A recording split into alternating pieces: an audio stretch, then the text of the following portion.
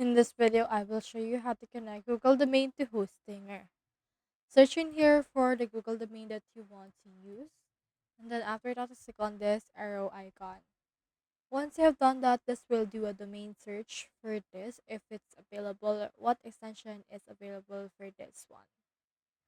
You can choose on these options like .com, .net, .com, .org, or anything. So once you have chosen one, just click on this cart icon in order to add this to your cart and click on this checkout option.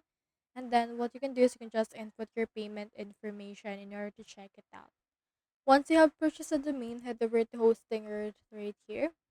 And then from in there, what you can do next is to just head over right here to the domains option, and you have in here the domain checker. So for this one, you can click on this transfer it option just below that, and then enter in here the domain that you want to transfer and click on this transfer option.